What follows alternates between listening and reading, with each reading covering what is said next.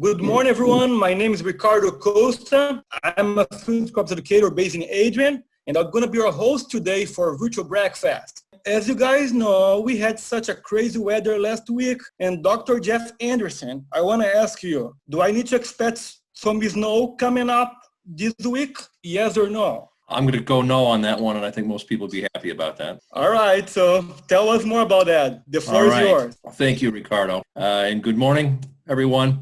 I'm going to start off here with, as Ricardo said, just unusual doesn't do it justice, but much colder and drier than normal week for Michigan and for the entire Great Lakes region. On the left here, we've got mean temperature departures from normal, 10 to as much as 14 degrees Fahrenheit below normal on average. That's hard to do, and it's one of the largest departures from normal, either positive or negative, that we've seen in some time. That's on the left here. It was worse as you went north in the state, so that was where the largest departures are. It was also, as I mentioned, for most areas, it was a significantly drier than normal week as well, and that continues a trend of drier than normal conditions at least in the far southeastern part of the state that goes all the way back into late March or into early April. So at least topsoils had become, much drier. Now there's a positive thing in terms of field work, but also with recent planting and so forth, we are going to need moisture at some point. And I'm happy to say the forecast is probably going to be good news in that regard. But in terms of precip totals here for the last week, anything ranging from half an inch or a little bit more than half an inch, courtesy of that weather system last Sunday across the far southern part of the Lower Peninsula, the southern 2 or 3 tiers of counties. But most of the states saw less than a tenth of an inch during the last week. So again, very unusually cold and dry. And a couple things about a number of freeze events depending on where in the state you were. At least in the southern part of the state, the most severe freezing temperatures of the hard freeze occurred overnight Friday into Saturday morning on the 9th. And what you see here is a summary of those minimum temperatures across the state reported on Saturday. They ranged from as low as 18 degrees, and we had a few of those values here in interior areas of western upper Michigan.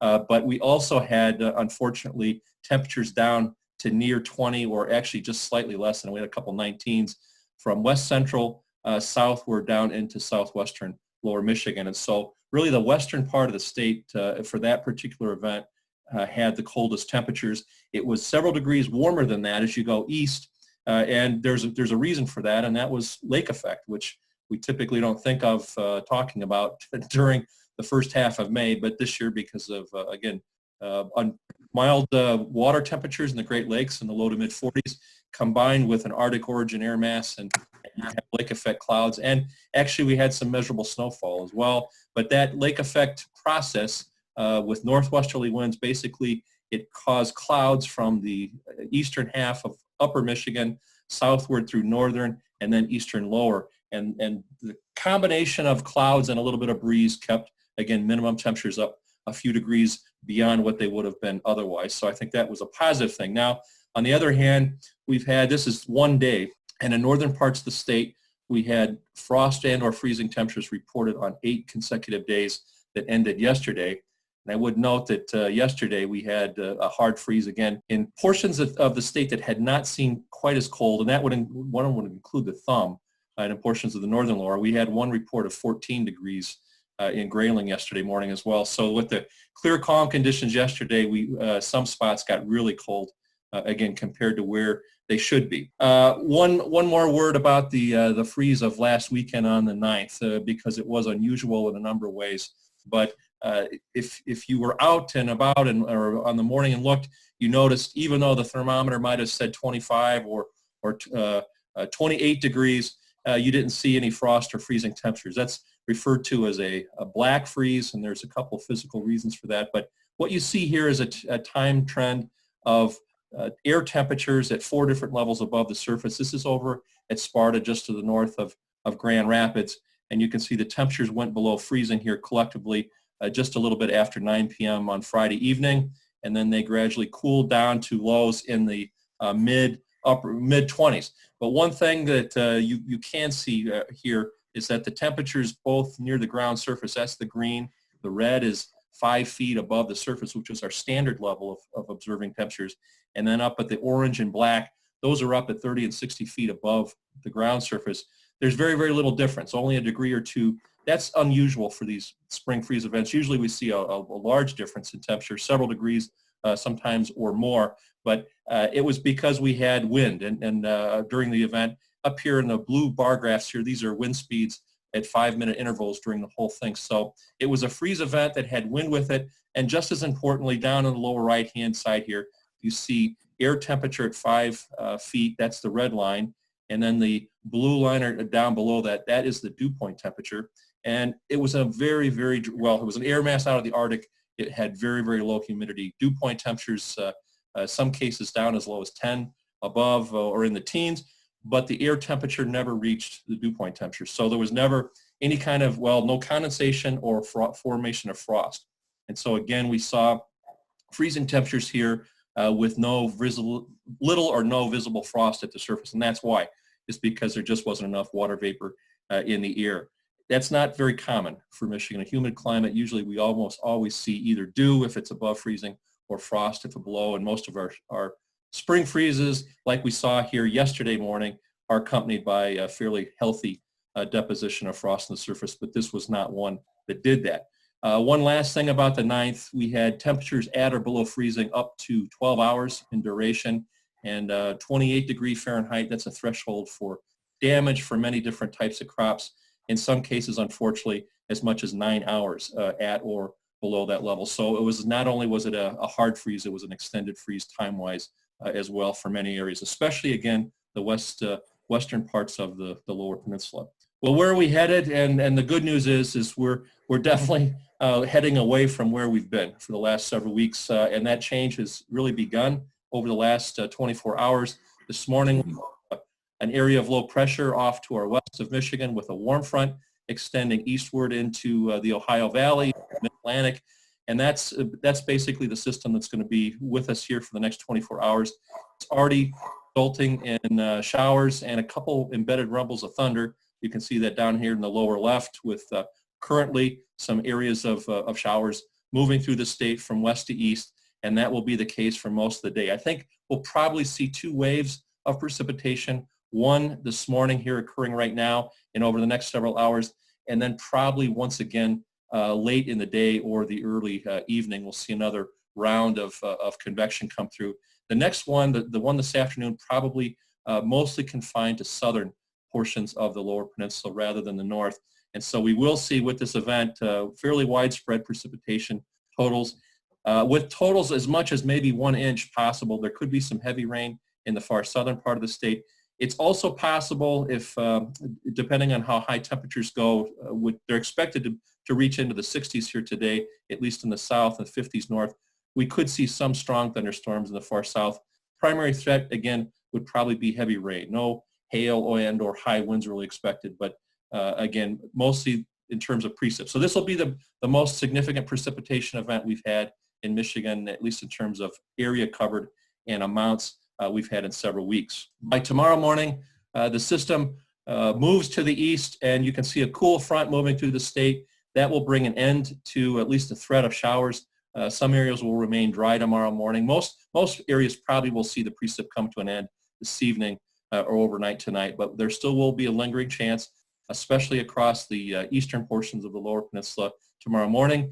And that sets the stage for almost all of the state for a very, very nice second half of the day on Friday with a noticeable also increase or moderation in temperature. We should be into the 60s in almost all locations here tomorrow. And that will continue on into at least the first half of the day on Saturday. But by Saturday morning, you can see the atmosphere reloads, so to speak, here, and we have another weather system off to our west and south. That will make its way here and probably enter far western portions of the state by the end of the day or the evening or early evening on Saturday, and then spread statewide on Sunday. So we've had 2 large weather systems to deal with here in terms of precip. A lot more than we've had in recent weeks here. This also, like the system today, will have Gulf of Mexico moisture. So expect fairly widespread 1/4 to 1/2 inch amounts, with some areas picking up 1 inch or more, again, depending on where you are.